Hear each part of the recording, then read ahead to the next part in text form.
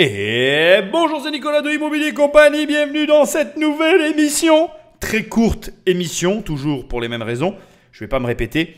En tout cas, ce qu'il y a de sûr, c'est que quand je suis tombé là-dessus, je me suis senti obligé de t'en parler. C'est une analyse de l'actualité, rapide, qui dure que quelques minutes, sur laquelle moi je vais un petit peu plus creuser pour t'amener des éléments de réflexion, des éléments de perspective. Je ne vois pas ça forcément d'un très mauvais œil. C'est toujours très interdépendant de ta gestion personnelle, de l'approche et de la situation dans laquelle tu te trouves, ainsi que de la marge de manœuvre dont tu bénéficies. Mais t'inquiète pas, tout ça, on va en reparler dans l'émission. Avant d'attaquer, laisse-moi te rappeler l'usage. Là où tu écoutes cette émission, laisse-moi un commentaire et des étoiles, ça m'aide énormément. Ou alors prends le téléphone d'un ami et abonne-le sauvagement à l'émission. Sinon, tu vas sur immobiliercompagnie.com. Dans l'onglet formation, il y a mes formations. Et alors, je vais te dire quelque chose de très particulier. Ne clique pas si tu ne la veux pas. Parce qu'en fait, je t'offre 300 € et je ne peux pas te les réoffrir si tu ne les prends pas. Donc, si tu veux gagner 300 € sur l'achat de la formation, tu cliques et tu bénéficies d'une promotion. Sinon, ne clique surtout pas, tu risques de les perdre. Enfin, dans l'onglet coaching, il y a des coachings. Tu sélectionnes un coaching et puis on fait une heure, une demi-heure, enfin le temps que tu veux de coaching ensemble. Et enfin, dans l'onglet livres, il y a des livres. Tu cliques et tu les reçois dans ta boîte aux lettres. Sans plus de transition, on va attaquer donc cette petite analyse que moi je vais étayer de mon retour d'expérience terrain. Et j'espère qu'en avançant sur ces sujets, tu vas y voir plus clair sur ce que tu peux ou ne pas faire et puis surtout sur les comportements que tu peux avoir. Maintenant, il est certain que si tu es dans une situation difficile, la situation actuelle ne risque que d'accentuer les difficultés auxquelles tu es confronté. Ça, malheureusement, ça n'est que la répercussion de mauvais choix qui ont été faits dans le passé. J'en ai fait, je te rassure, ça arrive à tout le monde. Il n'est jamais trop tard, tu peux te redresser. Maintenant, c'est sûr que si la période dans laquelle on se trouve est pleine d'opportunités, elle est aussi pleine de dangers et il faut arriver à trouver la bonne manière d'approcher tout ça, enfin en tout cas de se redresser parce que ça peut être plus difficile pour certains plutôt que pour d'autres. Ce n'est pas encore un raz-de-marée, à proprement parler. Mais la vague des défaillances grossit. Plus de 55 000 procédures ont ainsi été ouvertes l'année dernière, qu'il s'agisse d'une sauvegarde, d'un redressement ou d'une liquidation judiciaire, soit autant qu'en 2019. Il est toujours possible de minimiser le phénomène, en arguant que le nombre de défauts reste inférieur à son niveau moyen enregistré sur la période 2010-2019, que beaucoup de défaillances sont un rattrapage hérité du soutien massif fait aux entreprises pendant et juste après la crise de la Covid. Le profil infra-annuel de la sinistralité ne laisse cependant pas planer beaucoup de doutes. Son explosion au 4e trimestre dernier illustre bien plus les difficultés actuelles des entreprises qui naviguent dans un contexte très difficile. Activité en berne, taux d'intérêt élevé, pression salariale forme un cocktail explosif pour des sociétés aux trésoreries déjà asséchées. Après une année compliquée, 2024 s'annonce pire encore et la barre des 60 000 défaillances sera franchie.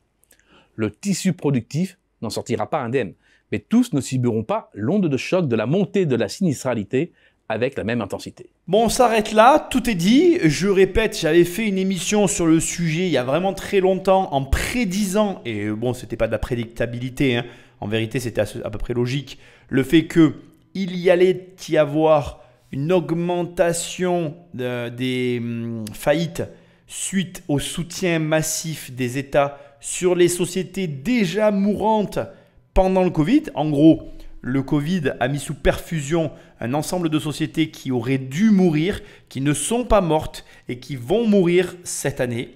Le problème, c'est que comme toujours, tout se passe au même moment, tout se passe au plus mauvais moment et tout ne va faire qu'accentuer une situation déjà difficile. Pour toi, ça signifie quoi? Parce que ce qui est intéressant, c'est ce que toi, tu dois en tirer. Tu dois être vigilant sur les achats que tu vas réaliser cette année. Et je ne parle pas de tes achats au quotidien, je te parle des achats en termes d'investissement. Si tu dois acheter ou investir dans des commerces, tu dois prendre conscience que la situation économique générale est extrêmement tendue et difficile et que tous les commerces ne survivront pas à ce qui se prépare. Et malheureusement, les activités commerciales, en plus de souffrir d'une situation difficile au niveau business, au niveau quotidien, elles souffrent d'une concurrence qui s'intensifie au niveau d'Internet. Parce que d'abord, il y a toujours une énorme partie des commerçants qui n'ont pas pris le virage.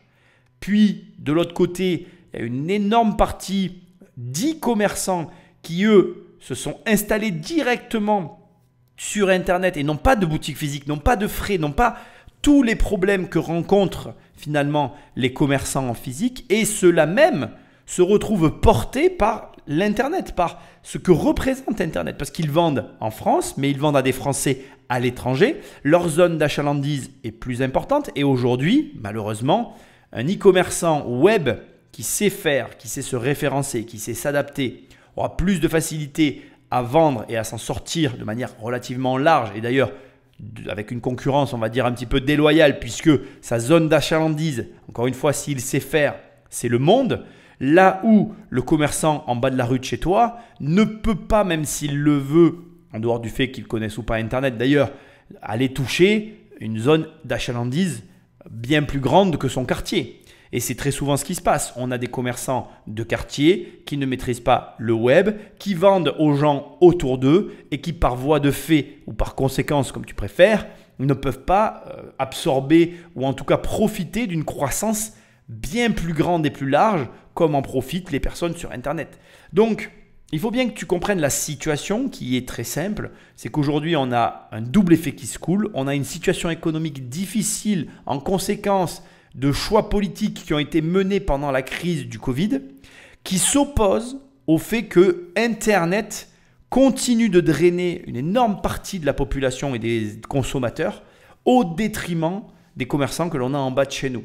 Et même si tu vas consommer, acheter, donner de l'argent à acheter des produits aux commerçants que tu apprécies en bas de chez toi, à l'échelle dont on est en train de discuter, ça ne suffira pas. Aujourd'hui, le problème, c'est que, comme tu vas le voir, il y a les charges sociales, la concurrence déloyale. Un e-commerçant peut très facilement délocaliser sa boutique et ne pas payer les mêmes charges et les mêmes impôts qu'un commerçant français sur un produit équivalent. La conséquence, elle est simple. La marge étant plus grande pour le commerçant, je vais dire Internet, sa capacité de réinvestissement dans son business, de publicité, de toucher plus de consommateurs est largement plus importante que le commerçant en bas de chez toi.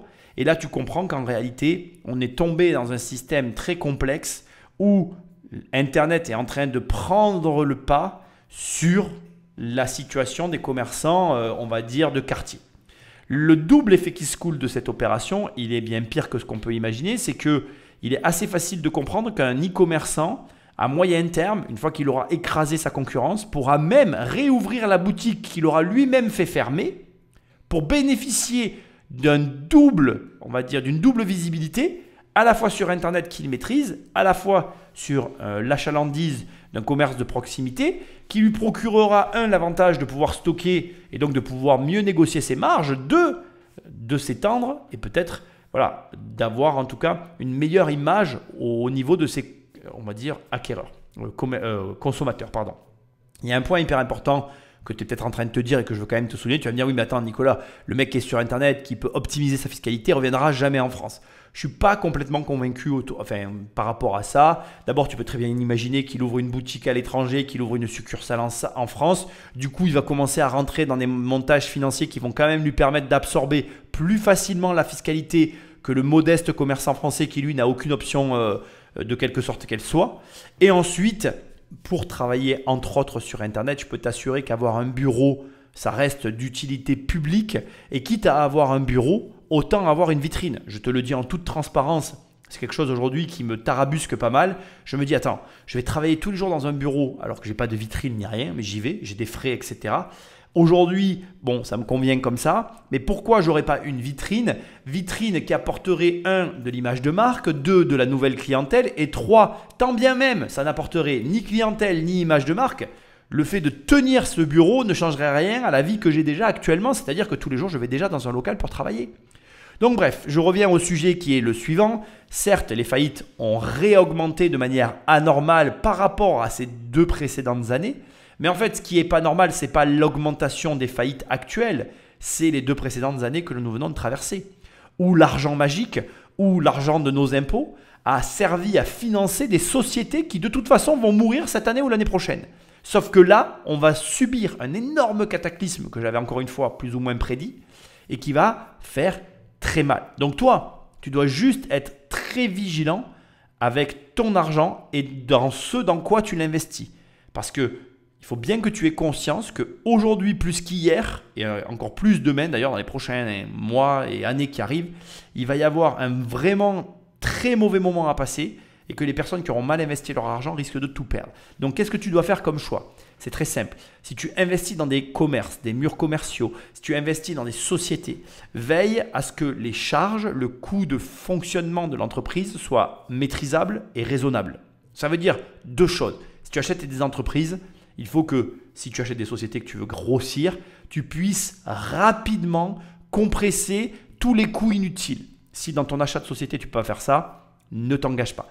Deuxièmement, si tu es investisseur comme moi et comme beaucoup de personnes qui écoutent ce podcast, eh bien là c'est la même chose. N'investis pas sur des grandes surfaces où les coûts de location et de frais pour rester sur le site sont exorbitants parce que les sociétés en période complexe comme on est en train de traverser vont chercher à réduire la voilure, ils vont chercher à réduire les frais. La première chose que l'on réduit quand tout va mal, c'est le loyer. Donc essaye de conserver ou de te positionner sur des, on va dire, investissements et rachats où tu sais que soit les frais de fonctionnement sont compressibles, soit ils sont raisonnables et raisonnés pour qu'un commerçant s'installe.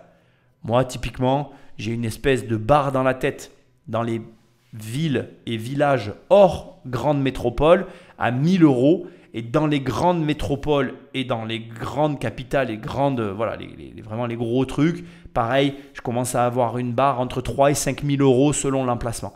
Parce que j'ai conscience qu'au-delà de ces montants-là, soit tu es dans une zone d'achalandise qui représente un intérêt et donc tu vas faire l'effort d'y aller parce que tu sais que tu vas récupérer la mise, soit tu n'es pas dans ces zones d'achalandise et franchement, il faut qu'il y ait quelque chose d'exceptionnel pour me motiver soit à acheter les murs et à investir, soit à déplacer la société à cet endroit-là parce que sinon, tu vas générer plus de frais que ce que ça ne va te rapporter d'argent. Et en toute sincérité, j'insiste, mais dans les périodes comme on est en train de traverser actuellement, la première chose que vont chercher à réduire les chefs d'entreprise, ce sont les frais. Il y a d'abord tous les perdants habituels, principalement ceux qui interviennent en soutien au fonctionnement des entreprises. Sont d'abord concernées les professions qui gravitent autour de la gestion des locaux. Les professionnels de l'immobilier d'entreprise sont plus particulièrement exposés car les bailleurs se retrouvent avec des locaux vides. Ce sont autant de revenus locatifs en moins, ce qui peut affecter leur propre capacité à couvrir leurs coûts. De façon plus indirecte, la vacance prolongée peut aussi entraîner une dévalorisation des biens, des frais de remise en état des locaux, mettre la pression sur les loyers et ou les mesures d'accompagnement, franchise de loyer, travaux d'aménagement, etc. Les services de nettoyage, de gardiennage font partie de ce lot. Bon, sans surprise, l'immobilier est le premier touché par cette crise parce que l'immobilier est à la base de tout. Tu veux créer une boîte, il va te falloir des locaux. Tu veux développer un produit, il va te falloir une usine. Une usine, c'est quoi? De l'immobilier. Bon, je ne vais pas continuer comme ça, mais quand tu réfléchis une seconde, peu importe le secteur dans lequel tu te trouves, bah, tu fais de l'immobilier en fait. Et ce qui est intéressant d'ailleurs, c'est de se rendre compte que du coup, conséquence certes négative, mais bien réelle, le premier secteur touché, c'est l'immobilier. Conséquence toujours complexe à gérer, c'est que si tu es bailleur, forcément, tu perds de l'argent. Cet argent perdu, il n'est pas injecté dans l'économie. Tout le monde est perdant en même temps que toi parce que l'air de rien, ça nourrit son homme. Donc si tu veux, je trouve que c'est quand même relativement intéressant de prendre conscience que l'immobilier est à la base de tout. Que donc si tu m'écoutes et que tu cherches à gagner de l'argent, que tu cherches à te développer, à avoir des revenus, fatalement, l'immobilier fera partie de ta stratégie. On peut me dire ce qu'on veut. Il y a des gens qui me disent oui, mais l'immobilier, tu te rends compte, c'est du travail, c'est ceci, c'est cela. Tu peux critiquer. Regarde. C'est à la base de tout, c'est le premier secteur touché. Et c'est très intéressant l'immobilier de bureau et de commerce parce que nous on en a et je peux te dire que c'est hyper intéressant. D'abord parce que tu es au contact de l'économie réelle, tu vois ce qui se passe, comment ça se passe, etc. Les logements aussi c'est intéressant mais c'est quand même pas pareil.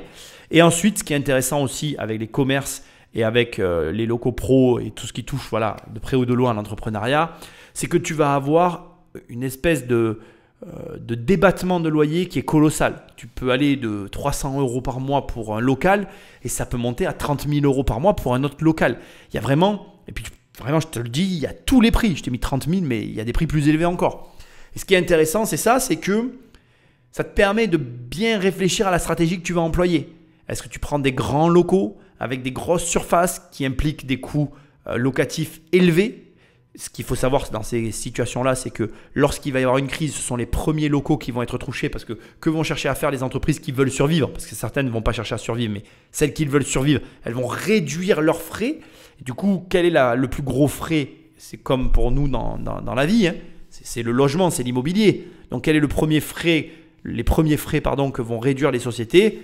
Les locaux, surtout quand ils sont trop onéreux. Donc, ça veut dire que tu dois trouver dans tes investissements un juste milieu entre l'emplacement, l'attrait, la zone d'achalandise que tu vas générer avec le local que tu vas choisir, mais aussi à l'opposé de ça, le prix du loyer que tu vas proposer au preneur. Parce que si ton prix de loyer est trop élevé, tu prends le risque d'être la première chose que le commerçant va éjecter.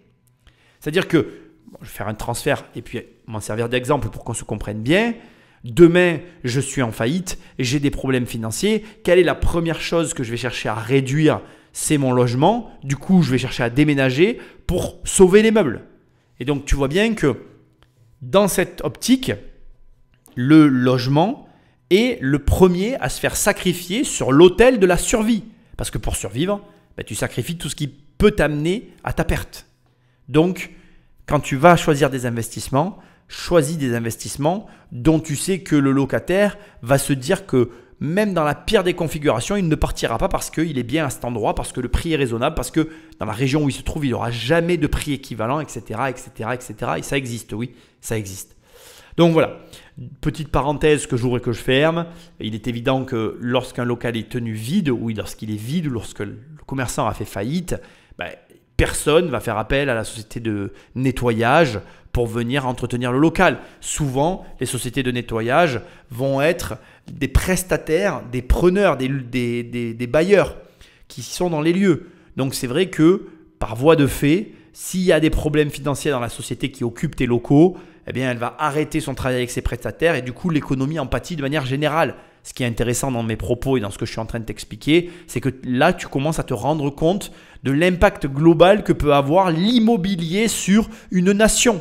Ce qui veut dire que donc, tu comprends pourquoi des fois je m'offusque, je m'énerve, je pète un câblon sur Internet quand il est question de toutes ces lois qu'on nous impose qui restreignent le champ d'action de tous les acteurs du marché de l'immobilier et qui font qu'au final, nous payons tous collectivement des choix idiots faits par nos dirigeants. Mais malheureusement, voilà, on est obligé de faire avec. Donc, c'est comme ça, mais j'aimerais bien que tu en prennes conscience et dans le choix de tes investissements, mais aussi dans le choix de la manière dont tu vis. Parce que tout ça, ça t'impacte, que tu le veuilles ou non. Comme il le dit, cet argent, il n'est pas redistribué. Comme il n'est pas redistribué, il ne circule pas dans l'économie. Et donc, c'est communément que nous perdons tous l'avantage de la circulation de l'argent. La deuxième famille de perdants s'articule autour des fonctions support qui ont été massivement externalisées par les entreprises. Il y a un premier bloc autour de la gestion des ressources humaines. Nombre de services de paie ont été sous-traités à des cabinets spécialisés qui perdent des clients avec la montée des défaillances.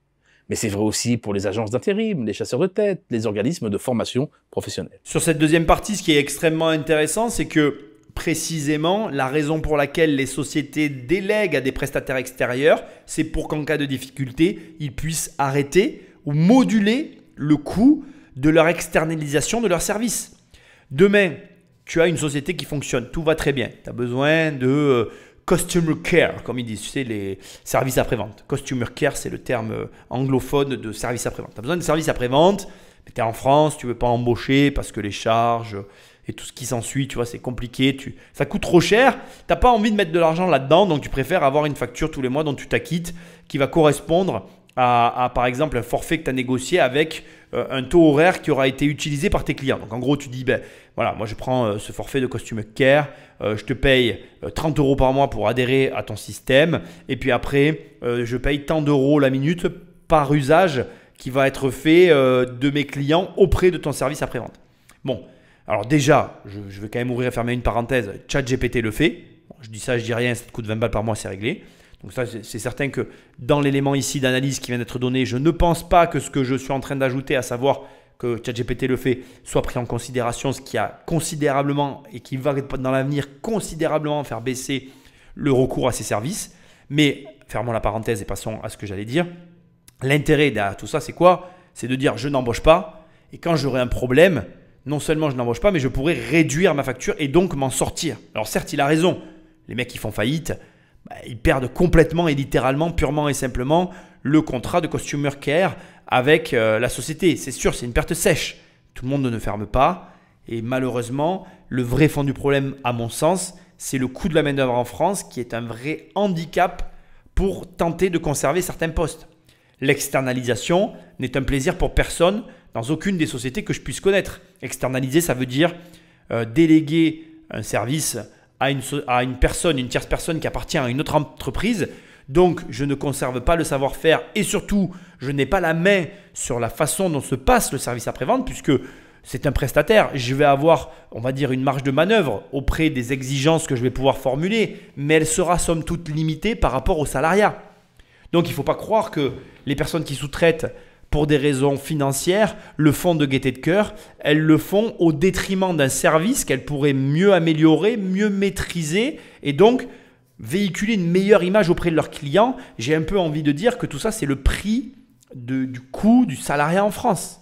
Donc, avant même de se dire que c'est bien pour la société, que c'est un avantage, moi j'ai envie de commencer par dire que c'est déjà un inconvénient de devoir l'externaliser parce qu'en soi, on perd un savoir-faire qui a un intérêt. Le service après-vente, le service client, c'est hyper important dans une entreprise.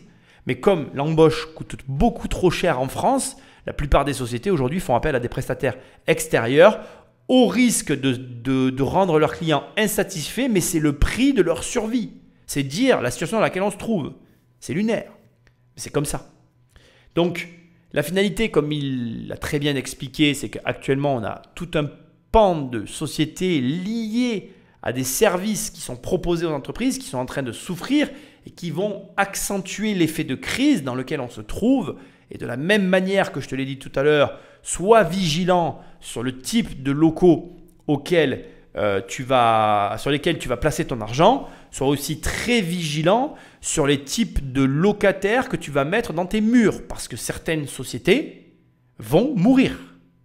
Comme je viens de le dire, ChatGPT, la technologie, Internet, la concurrence déloyale, tout ça est en train de s'ajouter. C'est un poids qui est très lourd et face auquel la société française n'est absolument pas préparée. La société française va subir la situation et elle va ne faire que la subir. Pourquoi ? Parce que l'ensemble des lois qui régissent le code du travail français, l'ensemble des contraintes qui régissent le monde du travail en France et les choix politiques des dirigeants français, ces trois éléments réunis font qu'actuellement, à mon sens, la France va subir une énorme déconvenue sur le marché du travail. J'espère me tromper.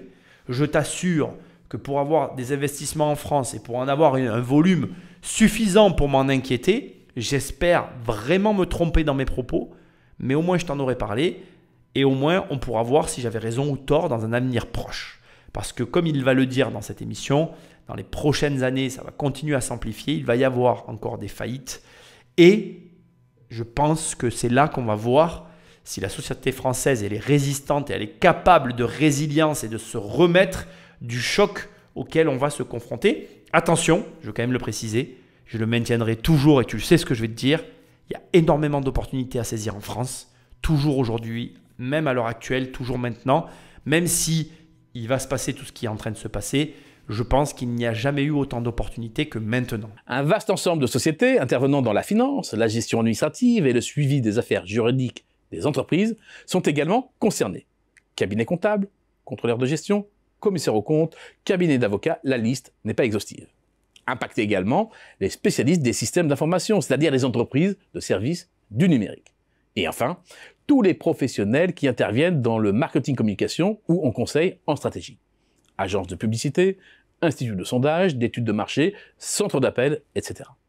Pour tous ces professionnels, la sanction est double. Leur portefeuille client se réduit, la concurrence se renforce et la pression est mise sur leurs tarifs, ce qui les fragilise. Alors on va faire dans l'ordre qu'il nous a donné, la finance, la gestion, l'administration et le juridique. Normal, perte de salariés, perte de travail pour les cabinets comptables, augmentation des coûts et des frais fixes, et puis concurrence déloyale avec les pays extérieurs vont avoir raison aussi de certains cabinets. On voit même des notaires qui souffrent. Pour les systèmes informatiques et le marketing, je suis beaucoup moins d'accord. Pour deux raisons très simples. Le marketing se déplace, c'est-à-dire qu'il y a toute une partie de la com qui est en train de mourir et j'en sais quelque chose, on avait une imprimerie, donc malheureusement c'est comme ça. Et pour les systèmes informatiques, oui et non, c'est aussi la même chose. Ça dépend quel système tu vends, à quel professionnel tu t'adresses, comment tu te renouvelles puisque le marché est en pleine mutation. Moi, je suis dubitatif dans les termes qui sont employés là parce que de tout temps, ça a toujours été le travail se déplace. Il y a ceux qui sont prêts à le suivre et puis il y a ceux qui ne veulent pas bouger, malheureusement. Et ça aussi, il faut que tu le prennes en considération dans tes investissements, tes réflexions, tes stratégies au quotidien parce que malheureusement, on est dans un monde qui évolue. Cette évolution, tu ne peux pas l'enrayer, tu ne peux pas l'arrêter, tu ne peux pas la freiner. Et donc, tu dois t'y adapter. Moi, j'ai toujours cru à l'adaptation. Moi, j'aime bien le terme opérationnel. Si tu me suis, tu sais que c'est mon terme préféré. Tu dois rester opérationnel. Pour être opérationnel, il faut être capable de comprendre ce qui nous entoure. Aujourd'hui, le jeu auquel on joue et financièrement comme d'ailleurs, on va dire professionnellement, c'est sur Internet que ça se passe. T'es d'accord, t'es pas d'accord, on pourrait en parler des heures au coin d'un feu, autour d'une bière, enfin où tu veux.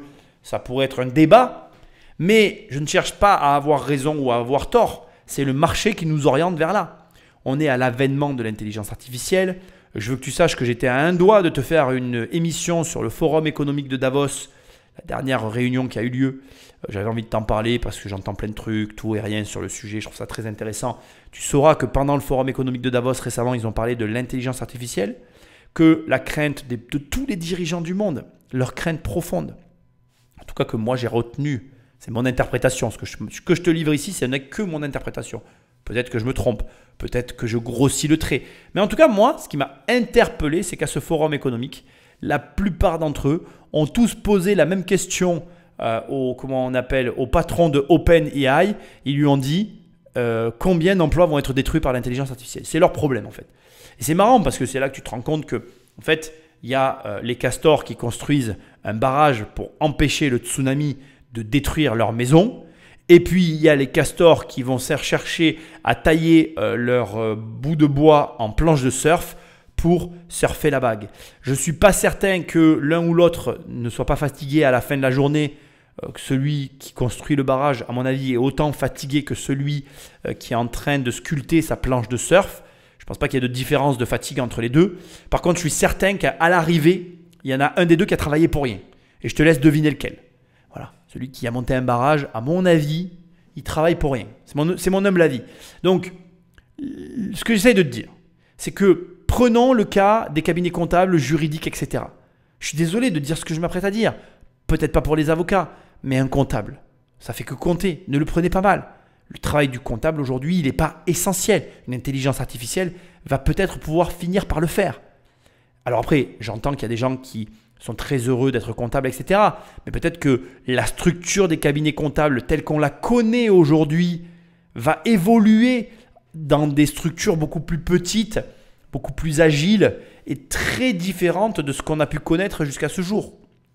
Moi, je pense que voilà, le métier de comptable est un métier qui, certes, est en train de souffrir par rapport à une conjoncture difficile, mais n'aurait-il pas souffert de toute façon suite à l'arrivée de ChatGPT? La question a le mérite d'être posée et en tout cas, elle est audible. À mon sens, elle l'est. Maintenant, bien évidemment, il y aura des comptables qui vont me laisser un commentaire me dire « Ouais, mais non, tu dis n'importe quoi. Notre métier ne pourra jamais être remplacé. » Mec, tu parles à quelqu'un dont le métier va être remplacé. Moi, ce que je suis en train de faire là, sur Internet, ça va être remplacé. Les intelligences artificielles, elles vont, surtout pour les mecs qui parlent devant une caméra, quand tu t'assois devant une caméra avec un micro et que tu parles, une intelligence artificielle pourra le faire à ta place. Elle pourra générer l'image, faire bouger les lèvres et donner l'illusion que c'est un humain qui parle. Donc, j'ai pas de problème à me dire que ça va être remplacé. En soi, ça pourra l'être. Maintenant, est-ce que ça va pouvoir générer des émotions? Est-ce que ça va pouvoir nous permettre de nous connecter entre nous et une intelligence artificielle? Je ne le pense pas. Mais en vérité, je ne le sais pas. Et de toute façon, tant bien même, comme j'ai dit tout à l'heure, moi je suis un adepte de l'adaptation, de l'opérationnalité. Je ne sais pas si ça se dit, mais je le dis quand même. Et je pense que si ça venait à arriver, je ferais autre chose. Et c'est tout. Je n'aurais pas le choix de toute façon. Il faudrait que je m'adapte. Donc, ce qu'il faut retenir, c'est que voilà, le marketing, donc on va finir sur les éléments. Donc les logiciels, c'est pareil. OpenAI, l'intelligence artificielle, moi il n'y a pas longtemps, j'ai fait coder à ChatGPT, je lui ai fait coder un truc Après, je l'ai fait fonctionner. Bon, il y avait 2-3 corrections à faire, mais il a fonctionné, donc pas de problème. Donc, on pourrait aussi se dire que tout ce qui touche au logiciel, ça va venir par disparaître. Mais je vois passer des pubs et des sociétés qui se lancent dans le no-code. Donc, est-ce que c'est vraiment ChatGPT qui aura raison des informaticiens? Je ne suis pas certain. Tôt ou tard, comme WordPress a eu raison des blogs et que YouTube est arrivé et a tout écrasé, il arrivera autre chose qui écrasera tout ce qui se passera. La question qu'il faut encore une fois se poser, c'est seras-tu opérationnel, capable de t'adapter à ce qui va arriver? Oui, non. Et c'est comme, finalement, le parallèle peut paraître douteux, mais tu vas comprendre où je veux en venir. C'est un peu comme le Bitcoin en fait. Tu peux dire que le Bitcoin c'est de la merde, tu peux dire que tu veux pas en entendre parler, tu peux dire que c'est pourri, blablabla, blablabla. Mais en attendant, le Bitcoin est toujours là, il avance. Et il y a ceux qui rentrent dans le Bitcoin et qui vont gagner de l'argent. Il y a ceux qui vont rentrer dans le Bitcoin et qui vont perdre de l'argent. Et dans tous les cas, que tu en aies gagné ou perdu, ceux qui seront rentrés se seront familiarisés avec, auront compris comment ça fonctionne et auront de l'avance sur tous ceux qui rejettent la technologie et qui font comme si ça n'existait pas. Et la finalité, c'est de quel côté tu as envie de te positionner. Pose-toi ces questions-là. Et moi, je te le dis, on vit une crise. Mais dans cette crise, il faut faire la part des choses, comme je suis en train de te le faire là, de ce qui justement est impacté par la crise et qui a de l'intérêt et qui est donc une opportunité, de ceux qui ne l'est pas. Donc par exemple, racheter un cabinet comptable en ce moment, mauvaise idée. Parce que ce n'est pas le bon moment pour le faire. On ne sait pas comment ça va évoluer, l'intelligence artificielle, etc. etc. Mais racheter une société de logiciels, je ne pense pas que non plus que ce soit le meilleur moment. Par contre, une société de marketing qui souffre de l'absence de clients, une société de marketing sur le web qui souffre de l'absence de clients, elle se réinventera toujours. Il y a toujours eu des boîtes de com. Ça existe depuis toujours. Bien évidemment, ces boîtes-là sont souvent liées à une personne à l'intérieur. Mais ce qui est intéressant, c'est que si tu as du discernement, que tu comprends comment ça fonctionne tout ça, tu comprends que le marketing, aucune machine ne pourra jamais le remplacer parce qu'il faut un humain qui comprenne les émotions, qui soit capable de les retranscrire pour les transmettre à un autre humain qui donne envie d'acheter, de posséder, de vibrer avec tel ou tel produit. Donc, il te faut, dans cette situation dans laquelle nous sommes tous, parce que j'y suis avec toi, être capable avec discernement et intelligence de bien séparer ce qui subit une crise et qui est une opportunité, de ce qui est en train simplement d'être révolutionné par le prochain cycle, l'évolution naturelle des choses, qui va juste disparaître tôt ou tard. Et encore une fois, là aussi ça va être paradoxal, mais je suis obligé de tout te dire parce que moi j'aime bien tout expliquer dans ces podcasts. Des deux côtés, il y a des opportunités.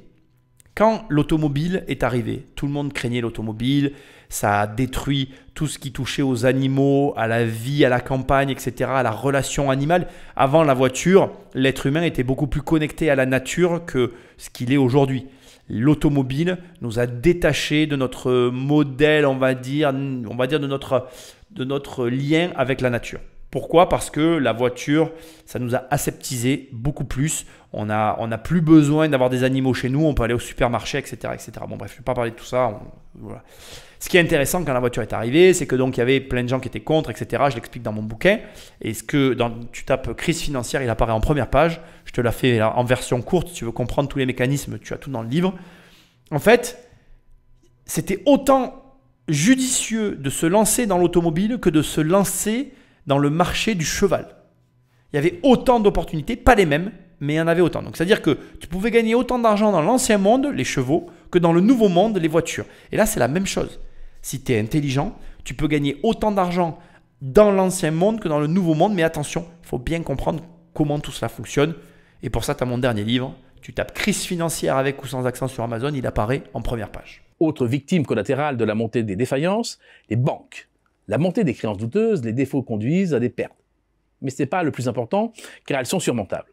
En revanche, bien plus pénalisant est le durcissement des conditions de financement des entreprises, notamment des PME. Alors pourquoi c'est pénalisant à ton avis? C'est assez simple. En fait, le financement des sociétés par les banques, ça reste une manne financière colossale pour les organismes financiers à tous les niveaux. Une société, normalement, ça rapporte de l'argent, ça crée du coup des frais qui font que la banque gagne de l'argent. Donc, tu additionnes le prêt avec les intérêts bancaires, les frais bancaires qui sont supérieurs aux particuliers. Ensuite, ça draine de la clientèle Parce que quand tu es en contact avec un chef d'entreprise qui ouvre un compte chez toi en tant que banquier, le chef d'entreprise, il peut te ramener de la clientèle.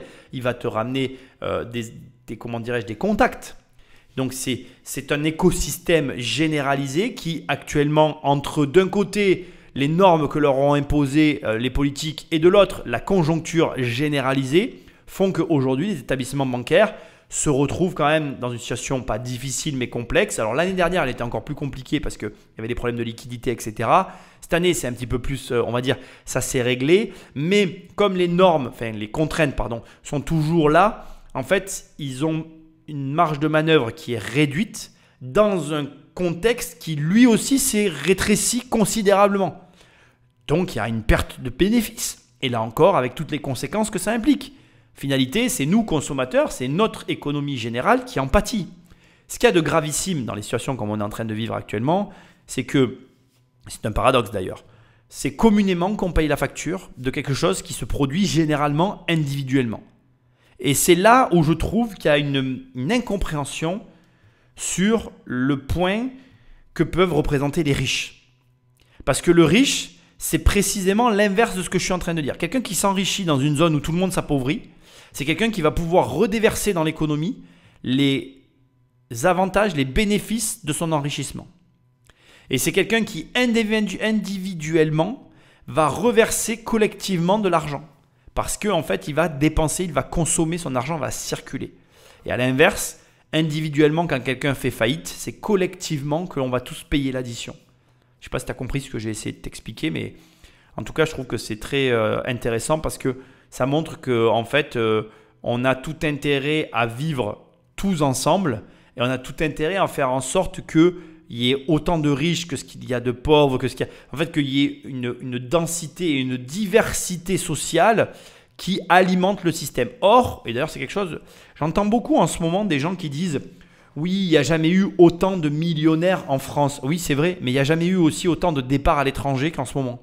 Ça, les gens, ils oublient à le dire en fait. C'est-à-dire qu'il y a énormément de gens qui quittent le pays de différentes façons. Et en plus, ce qu'il faut quand même savoir, c'est qu'il y a des trous béants dans notre économie au niveau de certains postes internationaux, comme par exemple, je pense notamment aux ingénieurs en intelligence artificielle. Nous n'avons aucun ingénieur en intelligence artificielle en France. Ce métier n'existe tout simplement pas en fait. Il existe dans d'autres pays, mais pas chez nous. Ce sont des gens qui sont extrêmement bien payés. Je te laisserai faire des recherches. Pour le coup, je ne ferai pas le travail à ta place. Et tu verras que en fait, ça serait une bénédiction d'avoir des salariés comme ça sur notre sol, mais on ne les aura jamais. Et le truc, c'est qu'aujourd'hui, ce sont les autres pays qui bénéficient de l'avantage d'avoir ces personnes-là sur leur territoire. C'est catastrophique.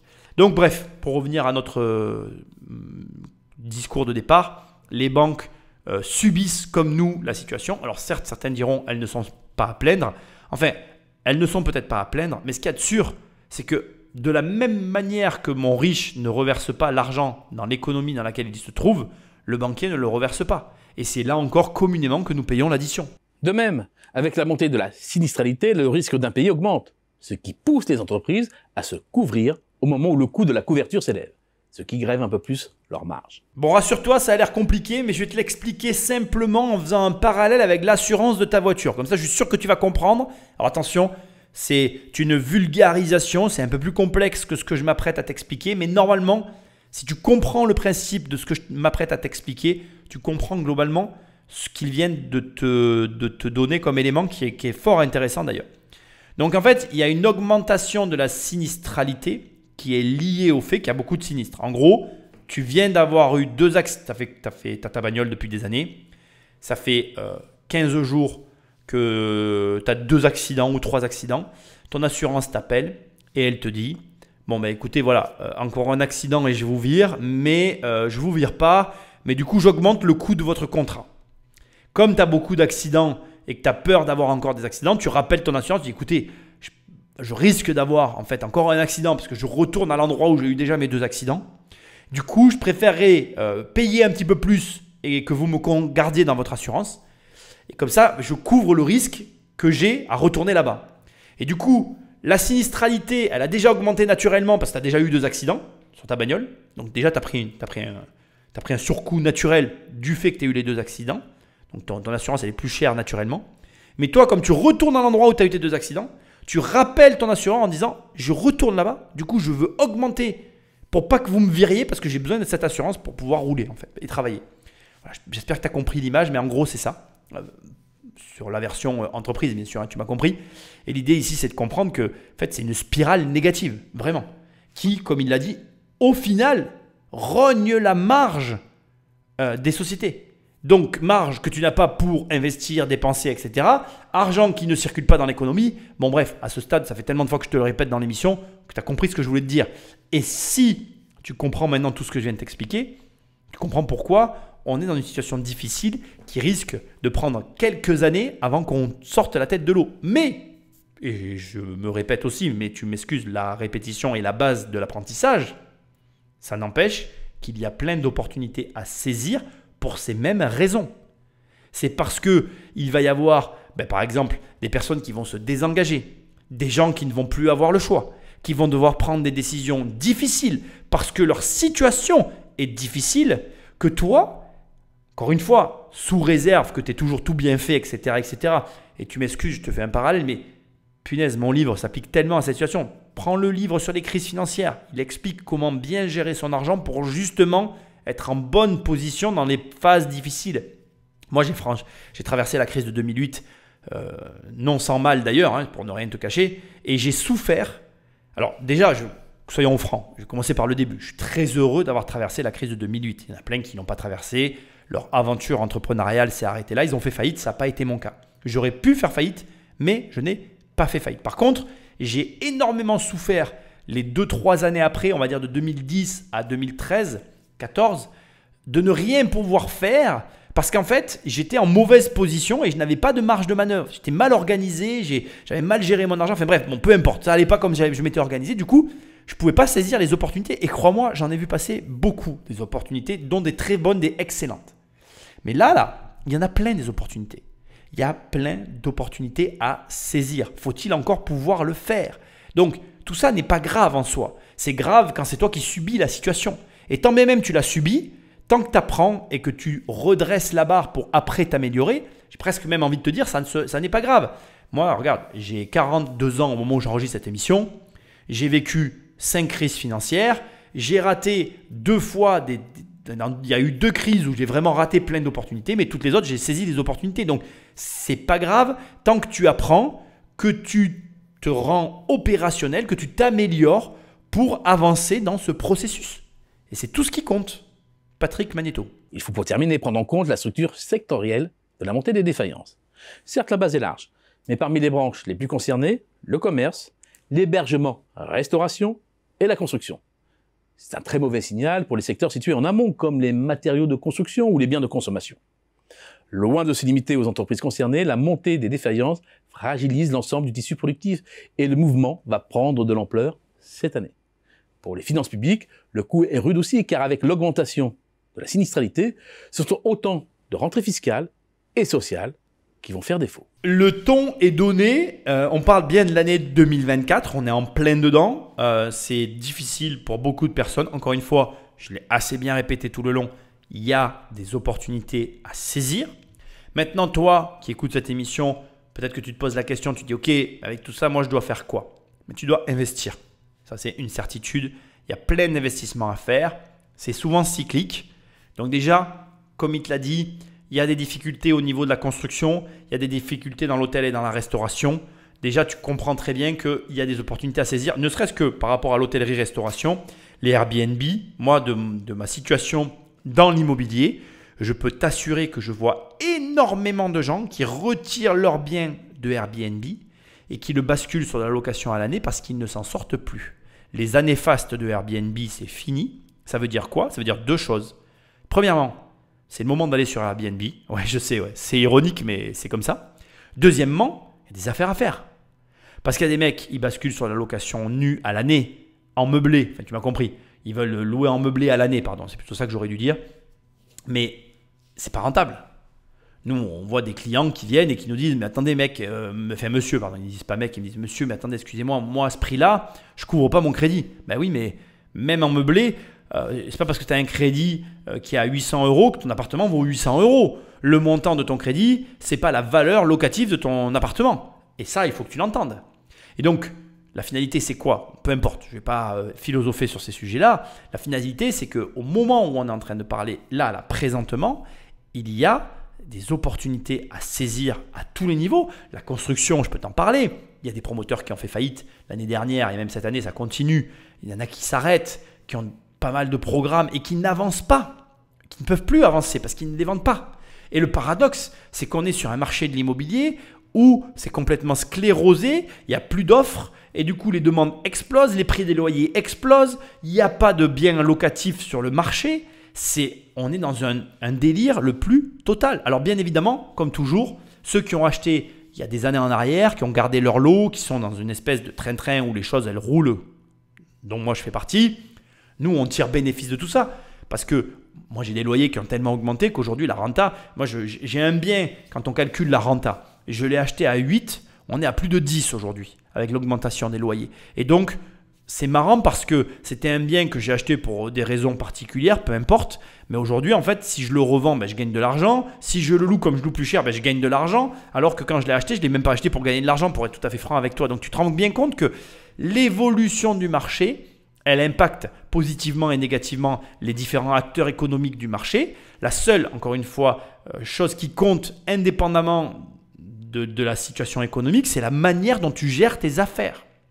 Donc, apprends à gérer, apprends à t'adapter, apprends à discerner les opportunités. Comme je t'expliquais tout à l'heure, c'était un très bon exemple d'ailleurs. Tu vas avoir les sociétés qui vont faire faillite parce que la conjoncture économique les a mis en faillite, mais tu vas avoir aussi les sociétés qui font faillite parce qu'elles sont mal gérées. Et donc après, il y a les sociétés, ou plutôt les activités qui s'arrêtent parce que c'est un métier qui est en train de mourir. Mais il y a des métiers qui vont mal parce que le dirigeant qui est à la tête de la boîte fait très mal son travail. Et toi, tu as tout intérêt à t'intéresser à la boîte qui est mal gérée par le mauvais dirigeant. Parce que tu sais très bien que tu changes cette personne et ça va repartir. Donc voilà, moi ce que je voulais te donner avec cette émission, c'était une analyse extérieure à la mienne qui je trouve intéressante, notamment par rapport à la montée des faillites qui te retranscrit et qui te donne un petit peu la tendance de l'année. Il l'a annoncé, et je pense que c'est vrai, on va aller aux 60 000 faillites annuelles. Il n'y a rien d'anormal, encore une fois. Ce qui est anormal, c'est l'absence de faillite qu'il y a eu pendant les 1 à 2 ans, la suite au PGE et à toutes les aides d'État qui ont maintenu les sociétés sous perfusion. Ça, c'était complètement anormal. Ce qui est en train de se passer, c'est complètement normal. Ça s'appelle un rattrapage. Ce n'est pas catastrophique. Et ce qui ne serait pas normal, si tu écoutes mes émissions et que tu es toujours là au moment où j'enregistre, c'est que tu n'as pas compris que 1, il fallait que tu investisses et que 2, il faut que tu t'éduques pour justement être capable de discerner les bonnes affaires, les opportunités de tout ce que tu ne dois absolument pas faire, jamais faire. Voilà. Après, il y a un changement de main qui est en train de s'opérer depuis plusieurs années. Pour moi, le changement a eu lieu en 2010 avec Facebook qui avait passé le milliard d'utilisateurs actifs sur son site. Ce qui est en train de se passer actuellement n'est qu'une accélération d'un processus qui est enclenché depuis des années. Le virage Internet sera pris par certains, raté pour d'autres, mais de mon point de vue, il n'est jamais trop tard. Moi, j'ai commencé Internet, j'ai repris Internet en 2014-2015. J'ai arrêté pendant quasiment 7 ou 8 ans, ou même 10 ans, parce que j'étais dans mon immobilier en train de rénover mes appartes. Et je m'y suis mis, et c'est dur, je continue d'avancer, ça va de mieux en mieux, mais j'ai encore beaucoup de travail par rapport à ceux qui sont sur Internet depuis les années 2000 et qui n'ont jamais lâché le truc et qui eux comprennent tout. Donc c'est jamais trop tard, ça n'est qu'une question de volonté et de travail personnel. Moi je crois au travail, tu le sais, c'est une valeur qui est importante à mes yeux. Je pense que quand on travaille sur soi, quand on a un objectif, il n'y a pas de raison de ne pas l'atteindre. Il n'y a que, en tout cas, les gens qui se trouvent des excuses, qui n'avancent pas à bon rythme. J'espère que cette émission un petit peu originale t'aura plu. Je travaille toujours sur le très gros podcast qui me demande beaucoup de travail, mais en tout cas, il avance. Rassure-toi, il va arriver un jour. Je te l'aurai teasé celui-là. Quand il sera là, j'espère que tu vas en profiter. Et puis, va sur immobiliercompagnie.com. Dans l'onglet formation, il y a ma formation. Je t'offre 300 €. Dans l'onglet livres, il y a mes livres. Sinon, tu vas sur Amazon, tu tapes riche ou crise financière avec ou sans accent. Ils apparaissent en première page. Et dans l'onglet coaching, tu cliques et on travaille sur ton projet. Je te remercie, laisse-moi des étoiles et un commentaire là où tu m'écoutes et je te dis à très bientôt dans une prochaine émission. Salut!